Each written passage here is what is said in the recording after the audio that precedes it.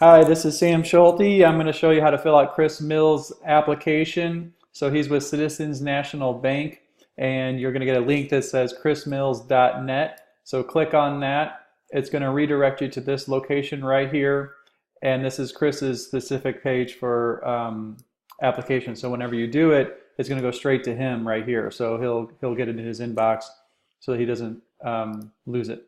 So I'm going to fill this thing out, and then I'm going to walk you through it to show you exactly what needs to be filled out and what you don't need to fill out. Basically, Kris has gotten really busy, so it's best to what we need to happen is have this thing filled out so that he's got something to chew on when he gives you a call, and then he can give you an answer immediately as to where you stand as far as your eligibility with our properties. Okay, I got this your one filled out. So there's different tabs up here. You're at start, so you're basically just putting your information in. If you have a co-borrower, you can say yes, or if you do not, say no, and it'll take that extra stuff away. So co-borrower, and then for the co-borrower, you're going to want to say yes and yes for the co-borrower and for the borrower and co-borrower if you want them to be a co-signer on your loan. Make sure it says Kris Mills, leave this as internet, and then referral name, make sure you put Sam Schulte as your referral name, that's me. All right, and then hit the checkpoint here to say you accept the terms and privacy policy. Tab 2, you're going to leave it blank. We don't have that information yet, so there's no reason to fill that out. Tab 3, so marital status, whether you're married, unmarried, separated, your birthday, your tax ID number, your social security number, actually. So Kris Mills will pull your credit. Some people are afraid of getting their credit pulled because the reason is sometimes people have credit pulled from a car dealership. Car dealership will have 10 different places pull it all at once, and that'll hurt your score really bad. We're only doing it once with Kris Mills, and it doesn't affect your score in that way when you just do it. You have the right to check to get your mortgage eligibility. So next is your number of dependents, 2, or whatever your number is. That's what I wrote. And the age of them. And then preferably put your cell phone so he can text with you and stay in better touch with you.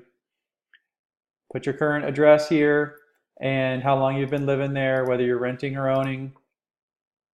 And here's like your demographic information. So this is just, they have this to see, make sure everybody's getting loans properly. This is ethnicity, so basically it's just trying to see if you're Hispanic or not. So if you're not Hispanic, then you would put this, or you put it here if you're Hispanic. Race, you put that here as well. And then if you're, male or female, or if you don't wish to provide the information, you can do that as well. So since I did cosigner, here's the cosigner's information. Same deal for the cosigner. All the same information. And then if you live with that cosigner, you can press copy from the borrower, and then it'll copy and paste so you don't have to rewrite the address. And then here's the demographic information for the cosigner. We'll go to next. Employment and income. So I just filled this out for this part. So you'd click on here to fill this out and fill that out. I put my information here, so we'll just look at what I put there.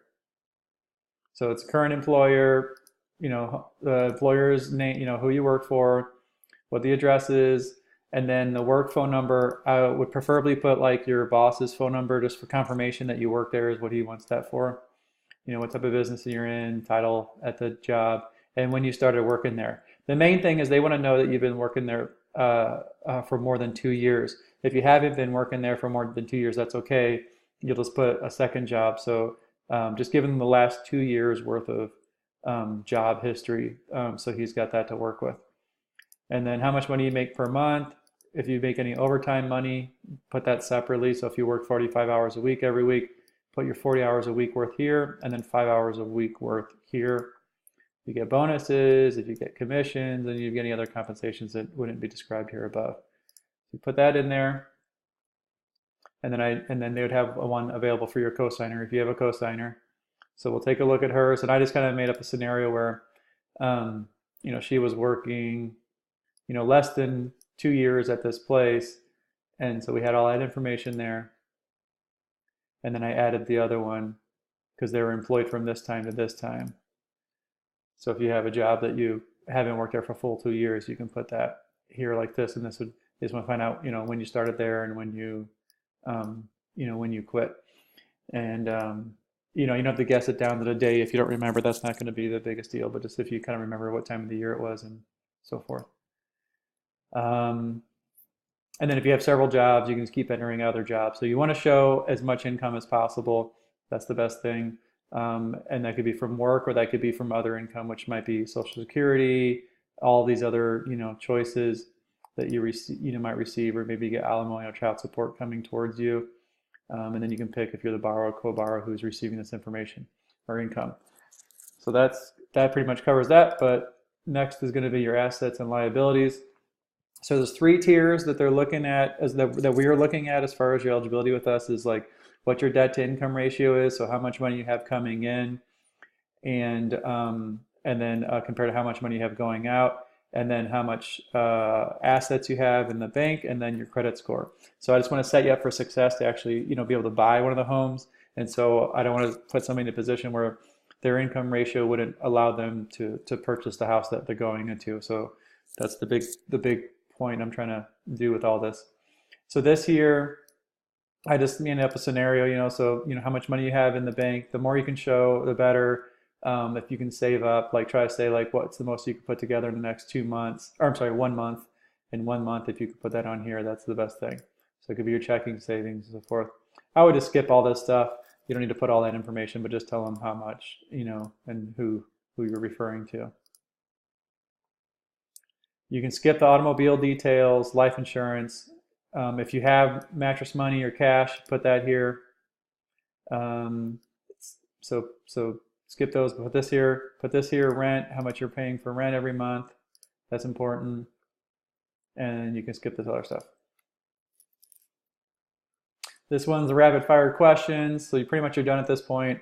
This is a pretty easy thing to fill out. This is, asking, is there any outstanding judgments against it? You can read all these and decide,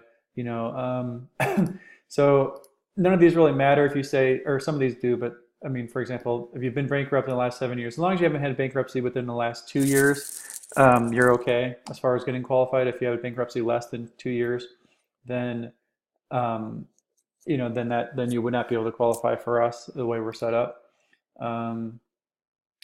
And you can go ahead and go through the rest of these. And then this one's asking if you're a co-signer on anybody else's car or anything like that. So you would say yes or no according to that. And if your down payment is being borrowed, if you think you might need help with the down payment. But like I said, there's going to be grants available. There's 2 different grants and a third option for other money that can come to the table as well for offsetting your down payment if you don't have the funds. And this one you want to say you do want to occupy the residence yourself. So go ahead and answer all those questions.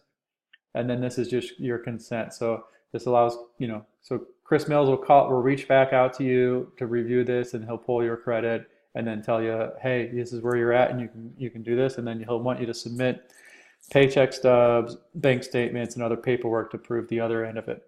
So then you just agree, and I won't do it.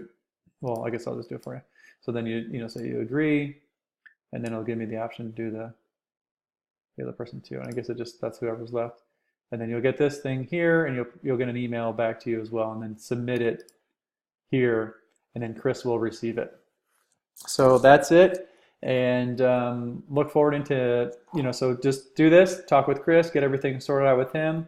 And then what we'll do is we'll set up a time for us to, when you qualify and he says you're good to go, then we'll go set up a time to go meet, and look at the house. Okay, take care. Bye-bye.